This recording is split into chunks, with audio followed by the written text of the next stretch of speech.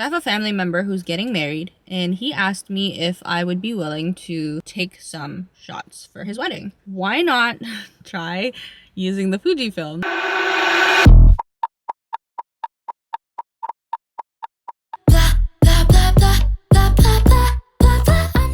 I caught my hands on this. For people who don't know what this is, it's like the social media camera. Many moons ago, I sold all of my Canon equipment. I sold all of my Sony Photo First equipment. Then the X100V kind of popped off on TikTok, and I was like, damn. There's like the creative factor without having to purchase all of the extra subscriptions. So when the X100VI was announced, I obviously, like everybody else, placed a pre-order. So I have a family member who's getting married, and he asked me if I would be willing to take some shots for his wedding. The shot list is not extensive. Why not try using the Fujifilm? But I have 2 weeks to learn how to use this camera. So the other day when I was filming, I got really hungry and decided to stop filming. So I am back. I was gonna go through the menu system of this camera, and then I opened it and I realized that it is the least comprehensive camera menu system that there has ever been. I'm not going to do that because I feel like there are tons of other videos. I do want to shoot using the recipes at this wedding. I just think it's going to be super interesting, and it's super outside of my typical workflow. Here, I'm going to just try and have everything straight out of camera. So I am actually like worried about a few things.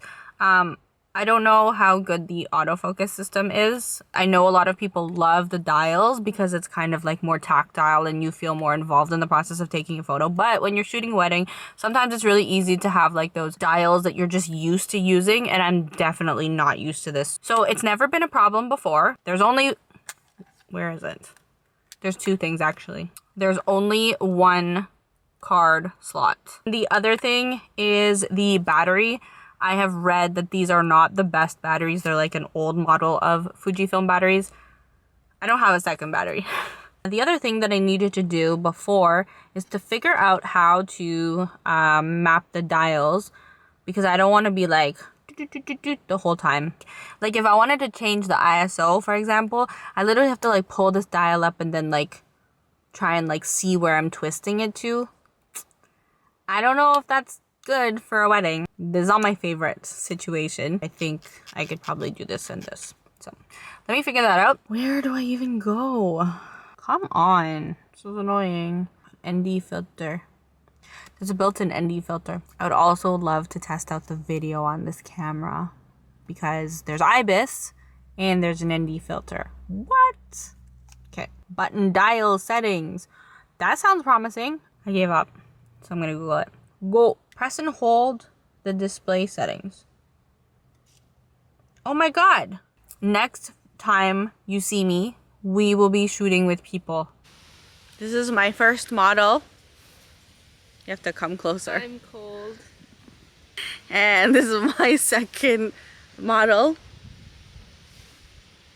Be warm again for a second. Why do I ask you to do a different face? Nicely. Ugh, I'm gonna fall over. Because I'm gonna have because I'm gonna have my point of view. Also. Swing the bag out. What's in my bag?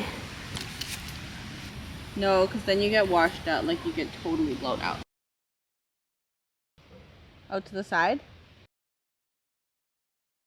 Can you try with the hat? So we're doing a little bit more of like a warmer tone. Sorry. But a little bit on an angle. Yes. Like kind of like this. Yes. Is this like your bicep curl? Can you bring the bag up somehow?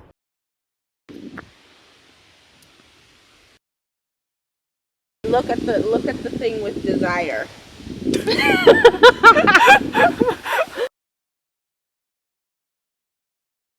Ew. Not ew. I was talking about the I was talking about the sun. Oh. Hello. So after reviewing the photos from the shoot, I realized that I like the colors of the warmer tone pictures, but I do not enjoy the contrast. I think that that could be a really good stylized look for some sort of shoot, but for a wedding, I think I want something a little bit softer. At the shoot, it was a little bit difficult to see what the photos would look like once taken off of the camera. So I'm going to take a few shots right now, and I'm gonna dial in a few custom recipes, profiles. Okay, so here's to trying to model. We're not even gonna call it modeling. We're not doing like actual set up nice photos. I just want to test out the recipes. Made you so mad. Tell me, where did you learn to be so negative? You're such a drag. Today is the day. It's supposed to be sunny, which is a good and a bad thing. I am using a 1/4 black diffusion filter. It kind of blooms out the highlights just a little bit and kind of creates like a dreamy look. Celebrities.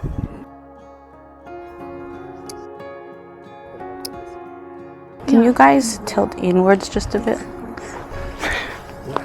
Sorry for being so demanding. Well, then we'll stand here and we'll look pretty for all of you. For me. You can take pictures. Look pretty for me. I don't want to be in everybody's way. I'm the photographer. I get priority. Take this space. Shade is probably better because the light is crazy here. Why are you running away? Yeah, we're going to do all of these as we're walking. It's fine. Now that you're not. Thank you. All the boys. I hope it turns out okay. Oh, we'll find out. Thanks for volunteering.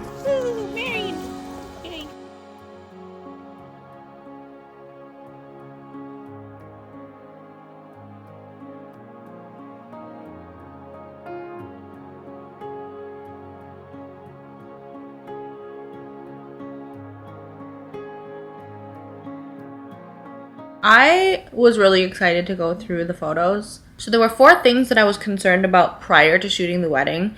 And the first one was autofocus. It's good enough. The Fujifilm is good enough. It's definitely not like Sony. And sometimes the camera thinks that the tree is somebody's face. I've definitely used worse. The second thing was the dials. Obviously, everybody has their preferences. I don't like to twist those things on the top. I like my own dials and my own flow. The third thing was the battery. I would definitely say if you are going to shoot a wedding or like a long event, you will definitely need multiple batteries. For me, the card was not an issue. I dumped the photos onto my computer between the ceremony and the reception, so I didn't have a problem there. I was kind of thinking about all of the pros and cons as I was shooting this wedding. And I would say like this is not a comprehensive list. You can have like a uniform style throughout all of your photos if you shoot in JPEG and you use a recipe. The quality of the JPEG and the photo colors are really, really good. Character of the camera is atypical to typical wedding photos. I didn't experience any buffering, which was really good, and the camera shot really quietly. I really enjoyed the fact that it is so small and it was easy to take photos of people who didn't feel comfortable because it wasn't like this huge thing in their face. The last thing that didn't super apply to me, but I could see how this could be a really, really good benefit, it's the ability to crop. It has a ton of megapixels. Because of that high megapixel count, you can still crop in and have really good quality photos. That doesn't exempt the camera from having its cons. The first one is that the files are massive. Obviously the battery is not very good. The camera is very expensive and very difficult to get. The menu system is very difficult to navigate. It is not user-friendly. So it's an f2 lens, but on a crop frame sensor, it would kind of look a little bit more like an f2.8 lens. I don't think that's like a good or a bad thing. I think it's just people's preferences. Coming from a full frame camera, I definitely noticed the difference in shooting low light situations. It wasn't bad, but it's just something to be aware of. Obviously, it's not as snappy as Sony, but it does the job.